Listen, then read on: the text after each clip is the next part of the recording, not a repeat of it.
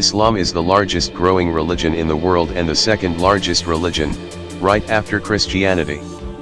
The history of the religion is of hundreds of years, and people from time to time entered and embraced Islam because of the attractiveness in the religion. Let's put some light on this sacred religion and discuss the misconceptions about it. People have their own way of thinking and have their own perceptions.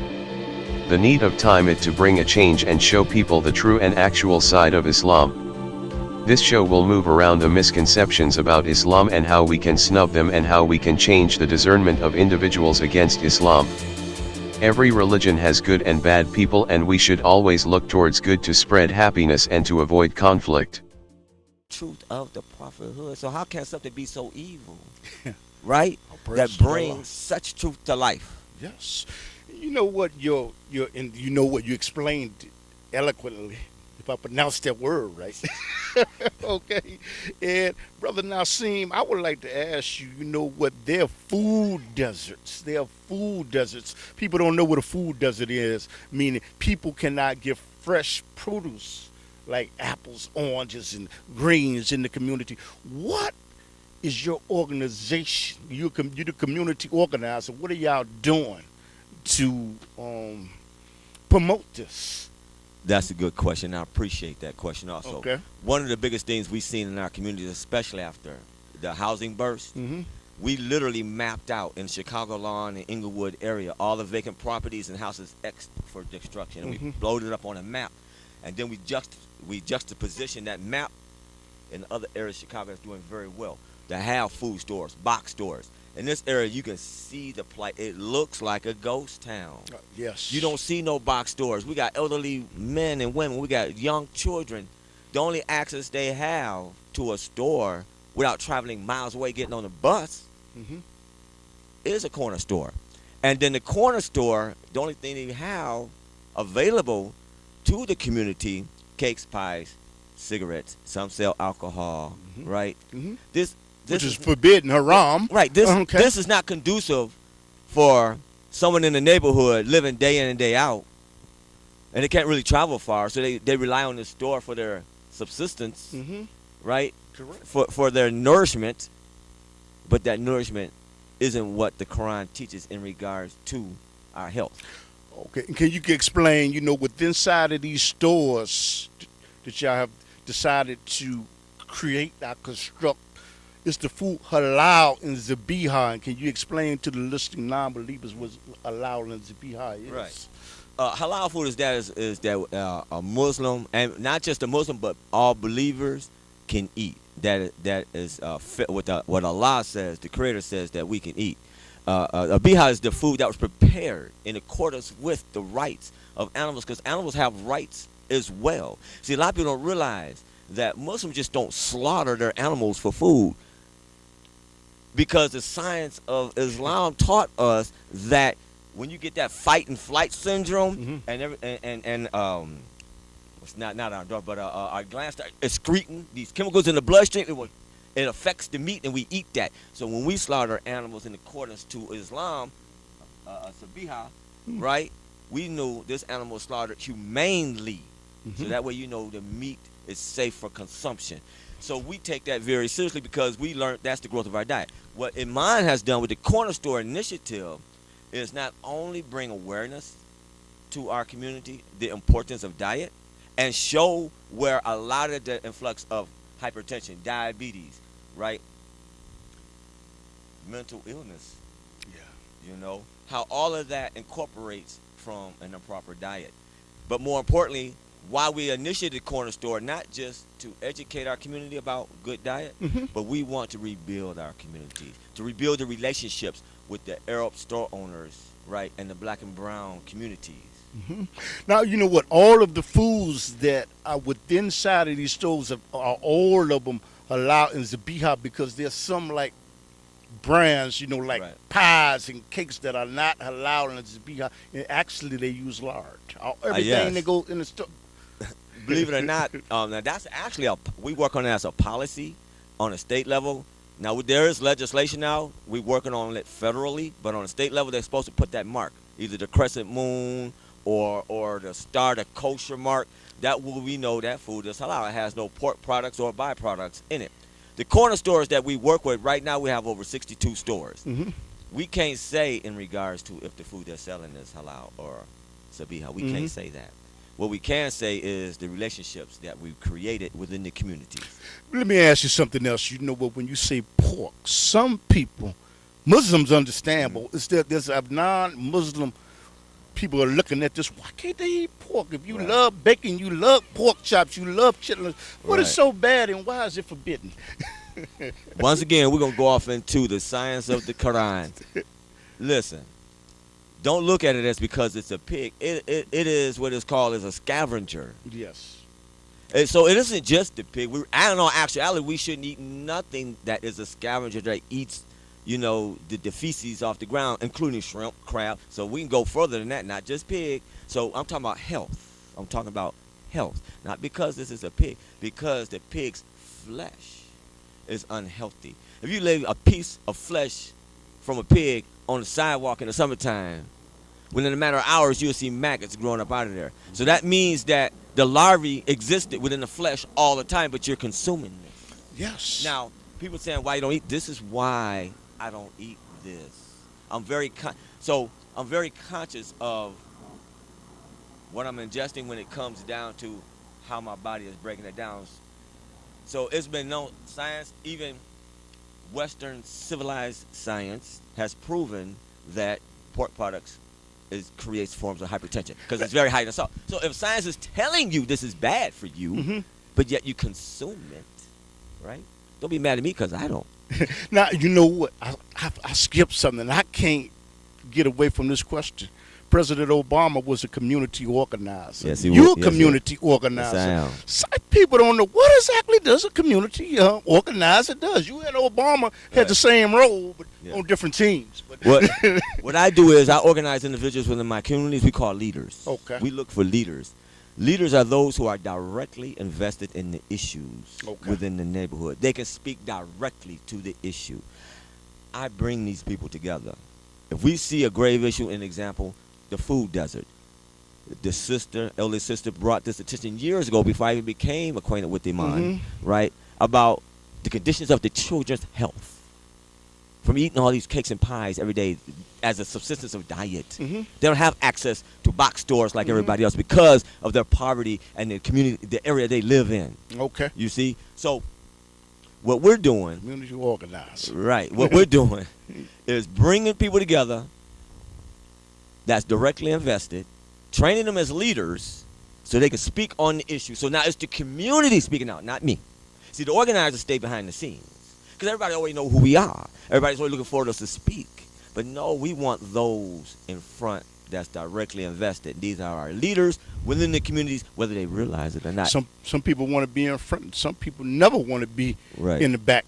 It's opposite. And you know what? Y'all have a prison program. Statesville, Muddy Waters, Cook County. Can you tell us about that? Actually, we have what is called as a green reentry program. And green goes to the history in regards to Islam. The green flags with the prophet. Break it down to me. So they were breaking the story, but that was the flag the prophet brought, in the name of peace. And to rebuild. So with that concept, and this is what they told me when I joined the organization 2 years ago. The Green Reentry Program has been in existence for over 7 years, and they have successfully brought men and women from prison and helped them reintegrate back in society. And see, and we talk about dialogue is everything. Rhetoric is everything. We don't say ex-offenders. We don't say prisoners. We say returning citizens. They never lost their citizenship. They still have rights as every American does. The only problem is policies, innuendos, bigotry, racism, right? Inhibits through ordinances and laws, disenfranchise people coming home from prison. Understand. And so this is what IMAN does. We bring that and we help them come through with housing. We assist them with going through the trauma of being confined for decades. Right? That's very important. They need a space to heal in. There's a lot of brothers that once they come out of the prison penal institution, Yeah. even though they put down on their applications, that they were incarcerated or they have a record, they can't get a job. So what Correct. can you? I mean, I'm listening to you. What Right. can your organization do to give them the fresh start? What we have done, and I spent 24 and a half years in prison. So I can speak directly to Okay. this. Well, you're Statesville. I was in I used to work in Pontiac. Statesville I was in prison. Pontiac, Okay. Danville, Mhm. and I paroled out of Jacksonville. Okay. Okay. Okay. So I can speak directly in regards Okay. to situations concerning returning citizens. What IMAN has done with the Green Entry program, first and foremost, Illinois has what we call as a turnaround situation. Okay. What does that mean? That means if you don't have a place to go home, they're keeping you confined even though you legally completed your court sentence. Iman wanted to address that because there's a plethora Mhm. of Christian, Catholic, and Jewish organizations that provide assistance and reentry programs for that group of individuals, but we had no program in the city of Chicago for Muslims. Okay. So Iman addressed that, creating a reentry home. Okay. They come there, we embrace them and have to pay rent. Okay. We provide them with ZIPCODE. ZIPCODE is financial support, whether it be clothing, transportation, whatever they need. Okay. We provide them with job training. Okay. We help them rehab the homes. Here we go. The green. We trying to rebuild our community. The same communities that we once destroyed over 20 years ago while we became incarcerated. We coming home, we're taking it back. We rebuilding our communities so that it can be what we want it to be as Allah has ordained Yes. everything to be. You mind me asking, you say you were in prison. Did you convert to Islam while you was in prison? Or was it, or were you a Muslim before that? And what was the reason why? That's a deep question, actually, right? Alhamdulillah. That's a very deep question. Yes. Yeah, I converted I started studying Islam in 1994. Mhm. Working out, I was in Pontiac, working out with the Mu'min, the brothers that died, they took a love to me because of my heart. Yeah. They're like, man, brother, you hanging out with us. You want to say hi to anybody that may see this on the internet? Assalamu alaikum, my brothers. Stay strong. A lot of you brothers I know is not coming home. But we're out here fighting a good fight on your behalf. And believe when I tell you, we are working on a outreach to your brothers inside. We're putting the resources together that now. So what we do, after I got acquainted with the brothers, Yes. and back then I didn't have a release date. Oh, wow. Alhamdulillah. Right, I didn't have a release date back then. That was home. So that was home. You wasn't going no And further. I was 25 years old. But that was Allah. Right, and so I'm hanging out with the brothers, and they introduced me to the Quran. I began reading, and I still have this Quran to this day. I started reading the Quran, and it was like I've been a Muslim all my life and didn't know it, because everything in there was the truth that I've seen. I'm talking about just using common sense. You know the story of Ibrahim. Ibrahim says, "Look at Allah's creation for the truth." I'm looking up. Mm-hmm. You know, Mm-hmm. he said, he see the sun, this must be my rob, because it's bringing life to the earth. Yes. The sun set, you know what he say? I'm in error. When the moon rise, this must be my rob, because it brought the light and the darkness. Alhamdulillah. When the moon set, what did he say? Oh Allah, I'm in grave error, and unless you guide me, I'm in lost. Would you like to share any story that while you were incarcerated that you would like to tell about that may inspire somebody that's locked up or not locked up? Yes. A story within the walls. I just had a meeting not too long ago Mm-hmm. with the assistant director of Department of Corrections. We was talking about aging in prison, Mm-hmm. right? But one thing that we spoke upon in regards to resources and lack thereof regarding programming, me and the other brothers there representing, those who was inside, stated that you have raw assets inside. You have brilliant, highly intelligent men and women inside, willing to dedicate their time to educate the young men and women coming into prisons, but they do not use that. So for them, please do not get tired, and you must continue to fight. Can you share a personal story without giving a name of somebody within the prison system? Then we're gonna come to law. I remember when I was an advocate, it was an individual, and this was back then, with the hepatitis C, they weren't treating it. Okay. They weren't treating people. Okay. So he was dying from liver failure, Yes. and his suffering was unbelievable. his legs were so badly swollen. So when I filed the civil rights complaint to try to bring action to get the medical care he need, they stuck him in segregation to isolate him from me. So then he smuggled a little piece of paper and told me through one of the workers Yes. that knew me, Yes. told me how they was treating him. What prison? Danville. Okay. And I sent that to an organization. I'm not going to name them because I became infuriated with them when they took it as if I made it up. Because they called the prison, they're saying we're lying. Yes. They did not even come to verify the truth. Mhm. And he died. Not in health care. After they realized he smuggled that piece because the dude also told who the organization we wrote to. They stuck him in segregation, no inmate contact, and he died alone. I would never. This is what inspires me to continue on the work. There's men and women inside that's fighting for people like that, such as myself, that's in there right now fighting for this. Now you said that you know what y'all working on laws and y'all praises due to Allah. I hope the brother was a Muslim Yes. because we know if he wasn't a Muslim, he may be subjected to the hellfire. So I hope that he was a Muslim. He was a Muslim. He never said. We never had that He may have conversation. took shahada and we don't know it. We don't know it. Okay. You know, Okay. he was in pain, and all I knew was to help That him was your alleviate job. that pain. Yes. And I'd like to ask you, you say something about laws. Y'all working on new laws Yes. within Islam. For like example, they're work jobs where you know what jobs that will not let people off to observe Jummah. And women and men are having a hard time getting across when they go take a plane ride. Can you explain some of the laws that y'all working on Right. advocating?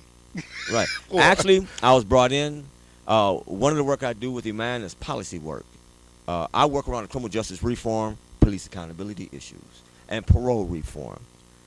I became acquainted with the particular piece of legislation that I believe the governor may have signed it. I have to check. Rounder, okay. Yeah, because I can't remember the house the number, Mhm. the House bill number or the Senate number. But the legislation amended the Human Rights Act, Illinois Human Rights Act, dealing with employee rights. Yes.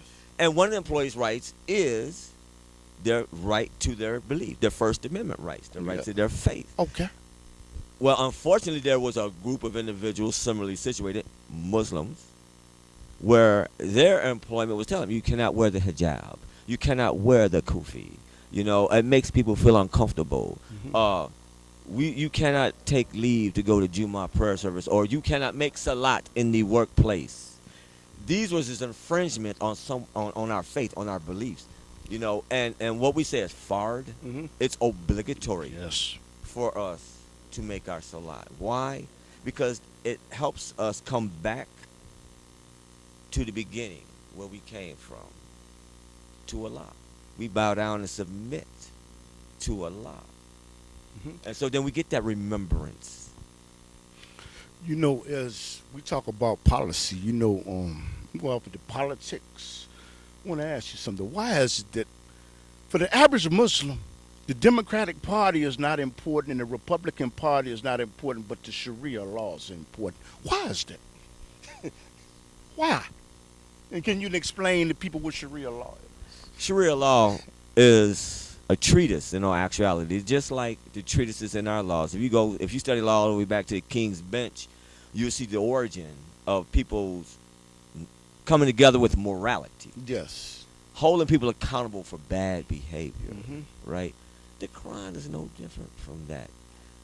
The Quran teaches us how to be a friend to your neighbor, how to be a good father, right? The Quran teaches you if you take a person's life, that family now has the right to decide whether you live or die, because they have that recourse. They have the right to justice. If they say forgive, then you forgive.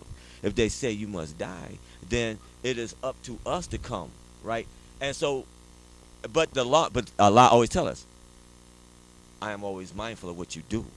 So Sharia law isn't about being vindictive. It isn't about enforcing rights upon a group of individuals. Sharia law is about justice. It's about morality. That's what Sharia law in its root form comes. That's what it originates from. You have some say. And hold on, this is my opinion. Okay. So I want to say this. Okay. This is my opinion because I'm not a scholar of Islam. Alhamdulillah. Okay. Now you have some that say that the Sharia law. Why should they observe a man's law? I believe that it's God's law. But what is your Right. what is your opinion? What is your view about that? Not being a scholar, I'm not a Right. scholar either. Correct. But let me hear your perspective. And may Allah forgive us if we are wrong, for the good things that come from us come from Allah, and the bad things that come from us. It's come from our own ourselves. fault. Yes. So educate us. There's one thing I learned, studying philosophy, studying logic, Mm. the sciences, Mhm. right? And I like to keep things simple. Okay. This boils down to basic human rights. Basic human rights. And this is why we're in a turmoil in today's time. This is why we have policies that subjugate, that disenfranchise people. It's basic human rights. What law will subjugate a man or a woman? What law will tell a man or woman you can't live here because of who you are? What law will tell another man or woman you cannot work and earn a living because we don't like the color of your skin? Yes. You see what I'm saying? That is injustice. If you create a law, then that is an unjust law. We say Sharia, right? Mhm. The Sharia is a form of justice. It's about bringing justice. Yeah. So when you speak on who would not want a world with just laws, right? But because it comes from a source that you are unfamiliar with, you question it. Please question it. Come forward, look into it, find the truth. This is what Islam teaches.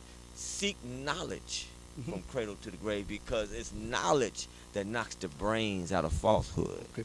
Now I don't know if you could answer this.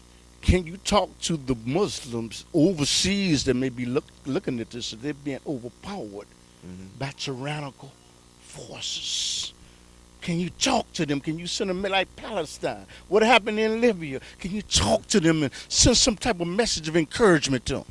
Continue to hang on to the rope of Allah and make your salat. And we'll continue to make du'as because it is Allah